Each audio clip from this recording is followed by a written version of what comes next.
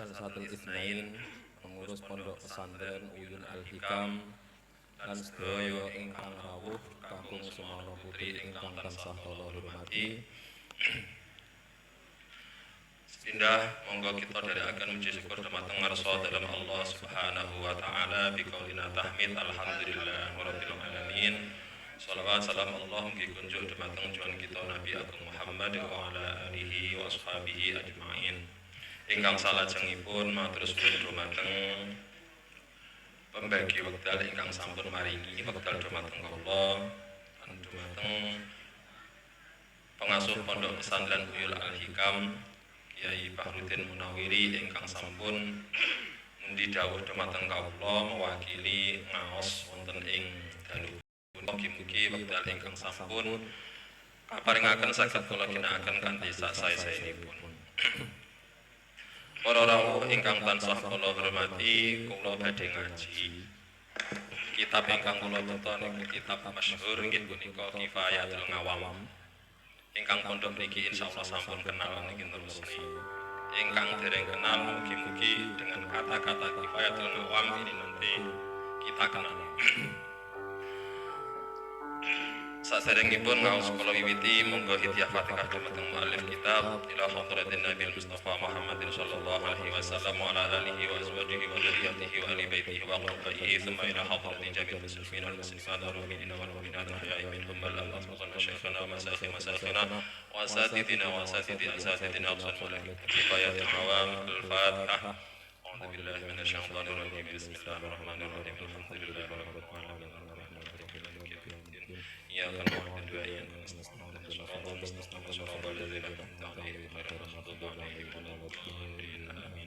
Alhamdulillahirabbil alamin wa bihi nasta'inu ala umuri dunya waddin. Wassalatu wassalamu ala asyrafil anbiya'i wal mursalin wa ala alihi wa sahbihi ajma'in. Amma ba'd. Qala al-musannif rahimahullahu ta'ala wa nafa'ana bihi wa bi ulumuhi wa faqana amin ya rabbal alamin. Bismillahirrahmanirrahim. As-sifatus sadisatul wajibatu lahu ta'ala al-wahdaniyah fi dzati was sifati wal af'ali bi makna adamit adudi. Niki kitab yang saya ambil Kifayatul Awam nukilan 15 menit insyaallah. Langsung sifat ke-6 al-wajibah yang wajib bagi Allah Subhanahu wa taala, yaitu Allah punya sifat yang namanya wahdaniyah. Kenapa yang diambil kok langsung nomor 6? Bukan berarti saya melompat dengan kitab ini, akan tetapi supaya kita lebih yakin lagi bahwasanya sifat Allah itu tidak ada yang berurutan. Semua sifat Allah itu adalah qadim. Jadi tidak ada yang berurutan. Nah, saya ambil yang 6 tujuannya supaya kontroversi juga. Kenapa kok langsung 6 kompeten satu ingin? Supaya nanti kita lebih yakin lagi sifatnya Allah tidak berurutan. Karena kalau kita yakin sifat Allah itu berurutan, maka akan rancu ketika nanti di sifat hayat. Wahdaniyah, kudroh irodah ilmu hayat, kudroh mampu irodah berkehendak ilmu mengetahui dan baru hidup. Niki enggak masuk akal. Makanya niki kita yakin bahwasanya semua sifat Allah adalah qadim. Yang saya cupai pada malam hari ini adalah sifat Allah, yaitu wahdaniyah. Wahdaniyah itu artinya adalah satu, esa atau tunggal. Sifat Allah yang satu itu meliputi sifat zat, meliputi zatnya Allah, meliputi sifatnya Allah, dan meliputi af'alnya Allah. Apa penting mengetahui seperti ini? Sangat penting, saya kira sangat penting, melebihi yang penting. Karena apa? Kita beramal, kita beribadah, semua harus dilandasi dengan keimanan yang sah. Sebagian dari syarat iman harus mengetahui sifat-sifatnya Allah, sifat wajib berjumlah 20. Itu salah satu. Berarti ketika nanti iman apa itu? Kita belum mengetahui, maka keimanan kita masih diragukan. Bahkan ulama jumhur mengatakan seorang itu wajib mengetahui sifatnya Allah dan dalil ijmali atau dalil secara umum menurut jumhur. Menurut sebagian ulama yaitu Ibnu Arabi dan Imam Sanusi harus mengetahui dalil global ijmali dan juga harus mengetahui dalil tafsili atau secara perinci. Ketika tidak mengetahuinya maka masih diragukan. Ragu-ragu dalam urusan iman berarti kafir. Kembali kepada kitab bahwasanya Allah punya sifat yang pertama, sifat wahdaniyah yang pertama adalah wahdaniyah zat. Zat itu adalah jurmunya, zatnya. Nanti kedua ada sifat. Lah, ini dua ini talazum. Kita akan kenal yang namanya zat apabila kita kenal dengan yang namanya sifat. Kita kenal satu benda itu karena kita mengetahui sifatnya. Kita nanti akan kenal dengan Allah apabila kita mengetahui sifatnya Allah. Wa makna qaulillahi ta'ala wahidun fi dzatihi anna dzatahu ta'ala laysat murakkabatan min ajza'in wa tarkibu yusamma kamman muttasilan. Sifat wahdaniyahnya Allah yang hubungannya dengan zatnya Allah itu satu, yaitu zatnya Allah tidak tersusun seperti kita. Kita itu ada susunan kaki, kepala, tangan, dan lain-lain. Kita lihat suatu bangunan, ada pondasi, ada tembok, ada genteng. Kita lihat pohon, ada akar, ada pohon, ada ranting, ada daun. Allah tidak tersusun seperti itu. Jadi Allah itu bagaimana? Allah satu dan di situ laisa murakkabatan, tidak tersusun. Kita harus yakin. Dan ini susunan ini dinamakan dengan muttasilan. Wa bina'annahu laisa dzatun fil wujudi wala fil imkani tushbihu dzatahu ta'ala wa hadhihi al-mushabbihatul mustahilah tusamma kamman munfasilan. Kemudian wahdaniyahnya atau satunya Allah di dalam zat yang pertama tadi Allah tidak tersusun. Definisi yang kedua satunya Allah, ada zat-zat yang lain tapi tidak ada yang menyerupai zatnya Allah. Kita melihat hal yang mawjud seperti panggung, bangunan, tembok, madrasah, pohon, sayap. Yang kita lihat itu ada, tapi adanya semua yang kita lihat yang mawjud ini semuanya tidak ada yang sama dengan wujudnya Allah. Dan ini itu sama kamman munfasilan, namanya kam munfasil. Fal wahdaniyatu fi dzati nafatil kamaini al-muttasilu fi dzati wal munfasilu fiha. Wa makna wahdatihi ta'ala fi sifati annahu laisa lahu ta'ala sifatani muttafiqani fil ismi wal makna ka qudrataini wa ilmaini wa iradataini falaisa lahu ta'ala illa qudratun wahidatun wa iradatun wahidatun wa ilmun wahidun khilafan li Abi Sahlin al-Qail bi anna lahu ta'ala uluman bi adadil ma'lumat. Berikutnya kita kenal dengan yang namanya Allah. Allah itu punya sifat yang namanya wahdaniyah. Wahdaniyah yang kedua adalah wahdaniyah di dalam sifatnya Allah. Tadi di awal disinggung sifat yang wajib kita ketahui ada 20. Lah ini bagaimana sifatnya itu kok satu? Maksudnya begini, dari sifat-sifat Allah yang wajib kita ketahui tadi, semuanya sifatnya Allah, tidak ada yang ganda muttafiqani, itu enggak ada. Contoh, kudrahnya Allah satu, iradatnya Allah satu, ilmunya Allah satu, dan lain sebagainya. Jadi tidak ada dua kudrah, dua ilmu, dua hayat, dan lain sebagainya. Ini namanya adalah kam muttasil juga. Wa hadza aqli ta'addud fi sifati yusamma kam muttasilan fi sifati, dan yang saya definisikan tadi atau beberapa sifatnya Allah yang mana semua sifatnya Allah itu kita yakini satu, itu namanya kam muttasil. Bimakna annahu laisa li ahadin sifatun tushbihu sifatan min sifatihi ta'ala wa hadza a'ni kauna li ahadin sifatun ila akhirih yusamma kamman munfasilan fi sifati wal wahdatu fi sifati nafatil kamil muttasil wal munfasil fiha. Berikutnya, ketika dikatakan esanya Allah dalam hal sifatnya Allah isiji, yaitu tidak ada seorang pun dari makhluk mempunyai sifat yang mana sifatnya sama dengan sifatnya Allah. Contoh, Allah katanya hayat, hidup. Ketika kita yang kita lihat ini ditanya hidup atau mati, ya hidup. Kita berilmu atau tidak berilmu, kita bisa melihat, bisa.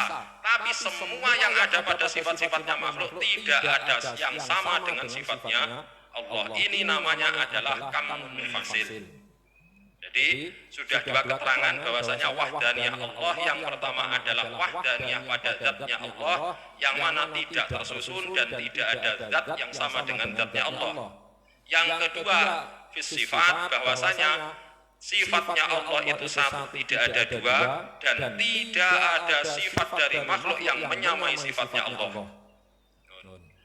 Wa makna wahdatihi ta'ala fil af'ali annahu laisa li ahadin minal makhluqati fi'lun li'annahu ta'ala al-khaliqu li af'alil makhluqati minal anbiya'i wal malaikah wa ghairihima.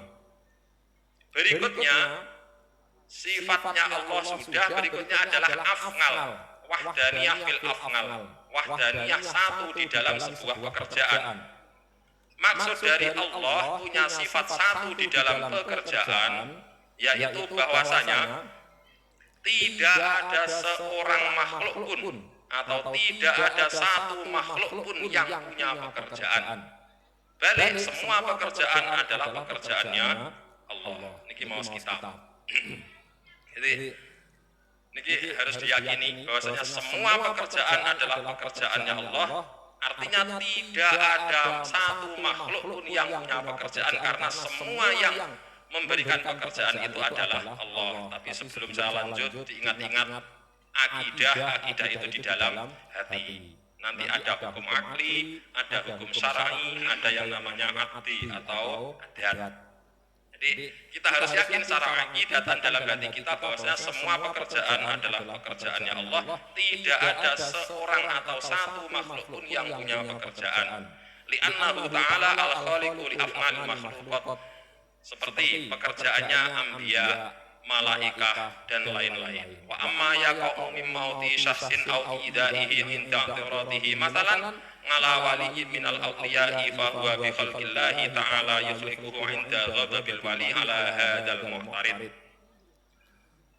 Mungkin ada permasalahan.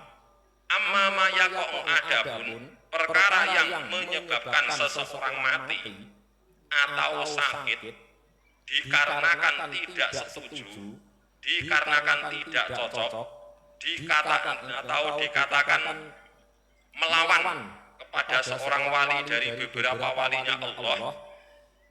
Ini bukan karena kewalian seseorang, bukan karena derajat walinya seseorang, tapi yang menyebabkan mati ataupun sakitnya seseorang itu adalah Allah. Semua pekerjaan miliknya Allah. Jadi disebutkan di sini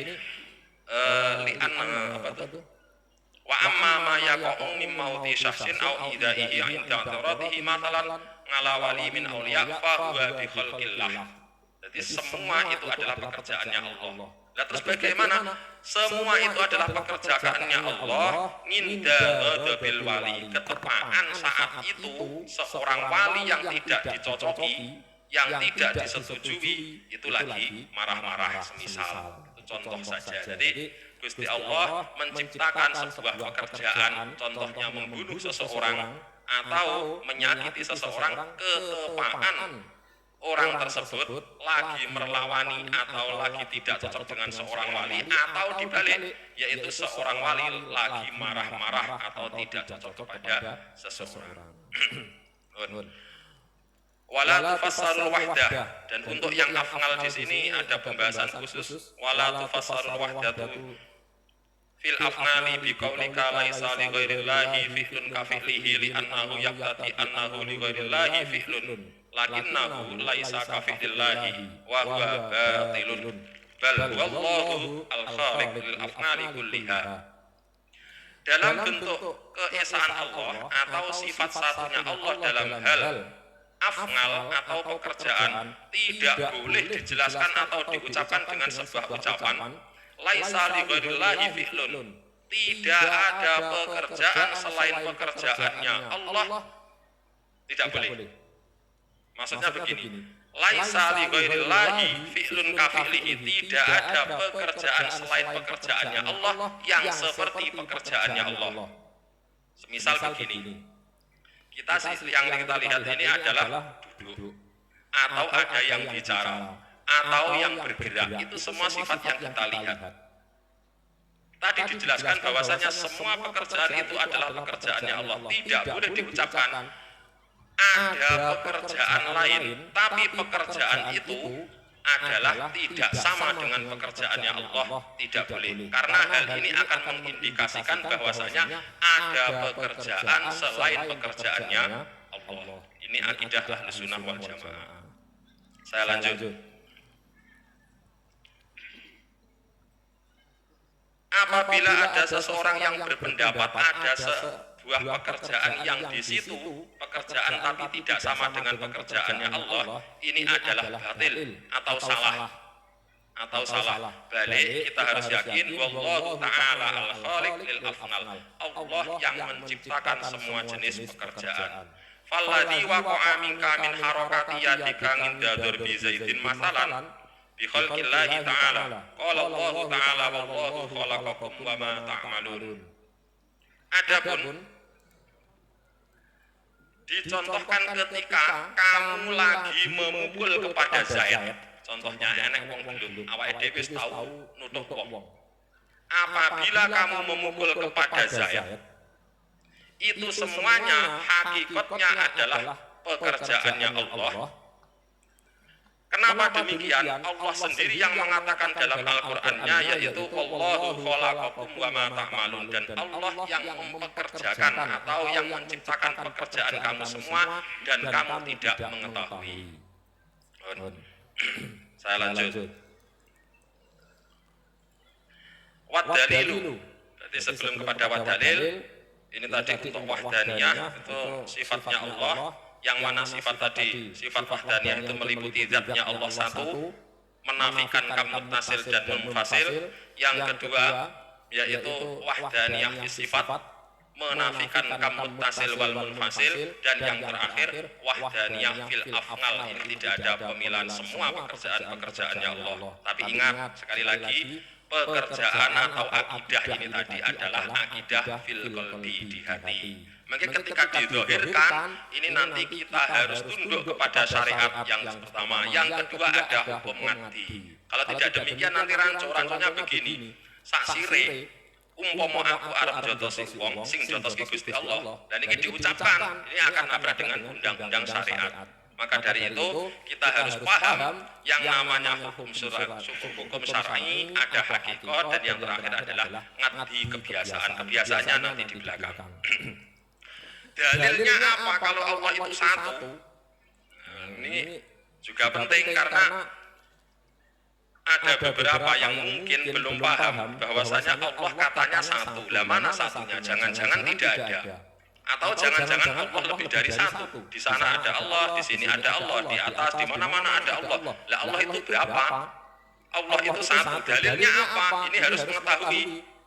Dalilnya adalah dalilu ala wujudil wahdaniyati lahu ta'ala wujudul alami. Dalil yang menunjukkan bahwasanya Allah itu satu, yaitu wujudnya alam. Alam itu adalah masiwallah atau semua yang selain Allah.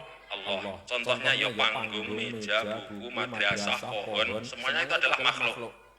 Adanya yang kita lihat ini atau adanya makhluk, adanya alam menunjukkan Allah itu adalah satu. Kenapa demikian? Falau kana lahu syarikun fil uluhiyyati la yahlul amra.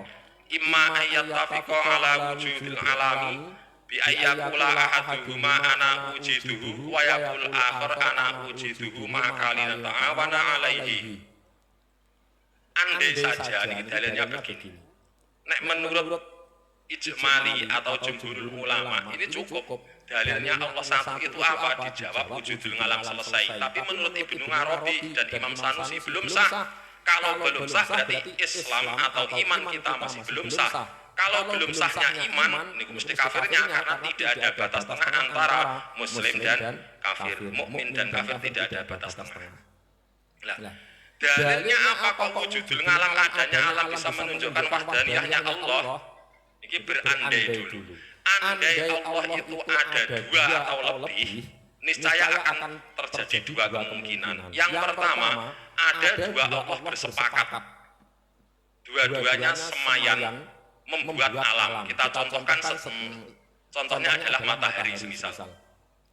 Allah satu mengatakan saya yang mewujudkan matahari. Allah dua juga mengatakan demikian. Saya juga mewujudkan matahari dan saya bekerja sama dengan Allah satu. Ini semisal Allahnya dua.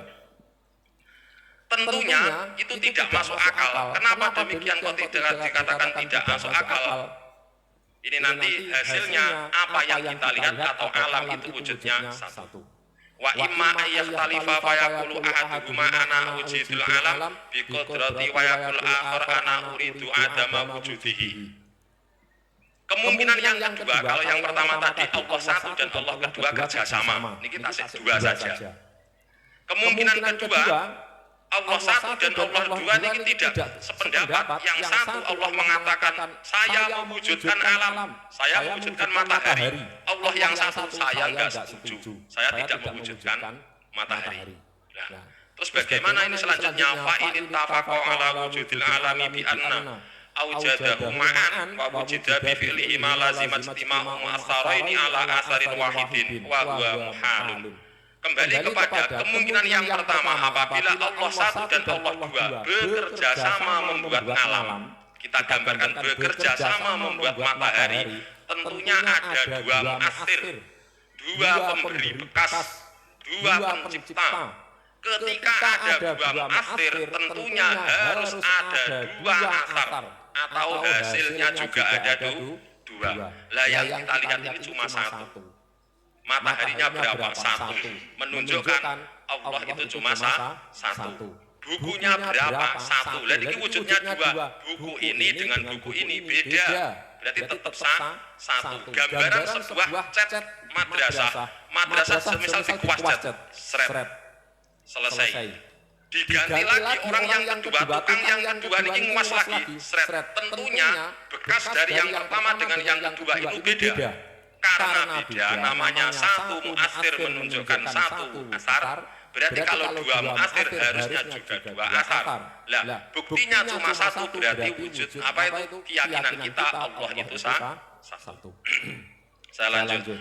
Wa in ikhtalafa fala yakhlu imma ayyam khudha murada al-ummu ahaduhuma aw la yankhudha muradu ahadihima fa inna fadha muradu ahadihima dunal akhar kana alladhi lam yanfad muraduhu ajizan wa qad farraqna annahu musawin fil uluhiyyati liman nafadha muraduhu fa idza sabata al-ajzu laha sabata al-ajzu lil akhar li annahu mithluhu wa illam yanfud muraduhuma kana ajizaini. Kemungkinan yang kedua itu ada dua pencipta atau dua Allah. Kalau kemungkinan ada dua Allah, tentunya akan berselisih. Berselisihnya bagaimana? Semisal Allah satu mengatakan, saya menciptakan. Allah yang kedua, saya tidak cocok menciptakan. Kita gambarkan sebagai matahari. Buktinya sekarang matahari ada. Oh, berarti pemenangnya adalah Allah A. Allah B kalah. Karena buktinya A ada. Kita lihat pohon. Pohon ada. Padahal tadi ada dua Allah berselisih. Allah A itu membuat pohon, Allah B tidak cocok, berarti pemenangnya adalah Allah A. Ketika Allah A mewujudkan dan yang B itu kalah, masa Gusti Allah kalah. Ketika Allah B itu kalah, tidak menutup kemungkinan Allah A juga pernah kalah. Ketika kita punya keyakinan atau pendapat Allah pernah kalah, berarti itu adalah salah. Maka dari itu tidak mungkin Allah itu dua. Kalau Allah itu tidak mungkin dua, apalagi 3, 4, 5 sampai banyak, tidak mungkin. Indonesia negara kecil semisal. Negara kecil semisal ya kelas. Kok di situ ada dua kepala kelas, atau negara dua kepala negara pun geger. Apalagi kok lebih dari dua. Dan ini kembali kepada tadi, apa dalil yang menunjukkan Allah itu satu? Yang pertama wujudnya alam. Kok bisa wujudnya alam menunjukkan arti satu? Ketika Allah itu ada dua atau lebih, niscaya ada dua kemungkinan. Pertama, Allah dua-duanya bekerja sama. Kalau bekerja sama gak mungkin, karena asarnya satu. Kemungkinan dua Allah berbeda pendapat. Kalau beda pendapat, tidak cocok, berarti yang satu kalah. Dan Allah tidak mungkin kalah. Ketika salah satu kalah, tidak menutup kemungkinan yang lainnya juga pernah kalah. Saya lanjut. Fawujudul alami dalilun ala wahdaniyatihi ta'ala wa ala annahu la syarika lah fi fi'lin minal af'ali wa la wasitata lahu fi fi'lin jalla ta'ala wa huwal ghaniyyul ghinal mutlaq. Wujudnya alam menjadi petunjuk, menjadi dalil sifat esanya Allah, sifat satunya Allah.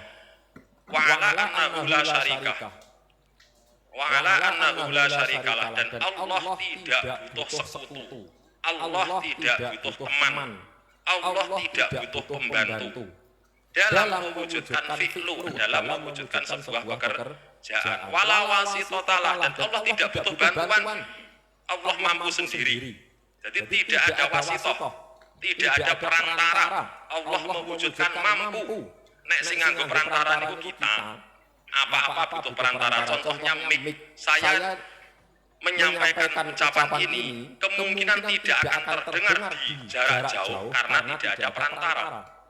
Dan contoh-contoh lain, intinya Allah di situ tidak butuh teman dan tidak butuh pada perantara. Wa huwal ghaniyul ghina al-mutlaq. Allah itu ghina atau ghaniyul ghina, maha kaya. Maha kaya maksudnya tidak butuh kepada yang lainnya. Wa min hadzal dalili yu'lamu annahu la ta'sira li syai'in minan nari was-sikini wal akli fil ihraqi wal qat'i wasyaf'i. Balillahu ta'ala yakhluqu illa al-ihraqa fi syai'il ladzi massat an-nara 'inda massiha wa yakhluqul qat'a fi syai'il ladzi basharat bis-sikina 'inda mubasharatiha wa yakhluqus syaf'a 'inda al-akli war-rayya 'inda syurbi. Dari sini maka diketahui bahwasanya kita paham semuanya tidak akan memberikan asar kecuali Allah, maka tidak boleh ada pendapat api itu bisa membakar. Tidak boleh pedang bisa membunuh, tidak boleh berpendapat makanan bisa mengenyangkan, demikian minuman juga bisa menyegarkan, tidak boleh. Lihat terus bagaimana kalau tidak boleh? Faman taqada an-nara muhriqatun bi tabniha wal ma'u yurmi bi tabaihi hadza fa huwa kafirun bi ijma'. Barang siapa beranggapan beriktikad bahwasanya api bisa membakar, bahwasanya nasi bisa mengenyangkan, menurut ijma dia kafir. Nah, kafir itu keluar dari Islam. Perang sekedap sakti. Itu i'tiqad. Jadi kita harus yakin semuanya adalah pekerjaannya Allah. Wa man i'taqada annaha muhriqatun bi quwwatin khalaqaha Allahu fiha fa huwa jahilun fasiqun li adami ilmihi bi haqiqatil wahdaniyati wa hadza huwa dalilul ijmali. Barang siapa punya keyakinan atau i'tiqad bahwasanya api, contohnya api bisa membakar dengan adanya kekuatan Allah yang diberikan kepada api, ini adalah termasuk golongan orang yang fasik, jahil. Fasik itu berdosa, orang yang bodoh. Karena apa? Tidak mengetahui hakikat wahdaniyah. Nah, yang saya katakan tadi itu adalah hakikat wahdaniyah, kita harus yakin di dalam hati kita. Ini supaya menggugurkan kita mengetahui sifatnya Allah wahdaniyah secara ijmali dan tafsili. Wa hadza wa dalilul ijmali alladzi yajibu ala kulli syakhsin ma'rifatuhu min dzakari wa unsa. Wa man lam ya'rifu fa huwa kafirun. Inda Sanusi wa Ibnul Arabi wallahu ta'ala yatawalla hudaka. Wallahu a'lam bishawab. Mudah-mudahan bermanfaat. Akhirul qauli wal afw minkum. Assalamualaikum warahmatullahi wabarakatuh.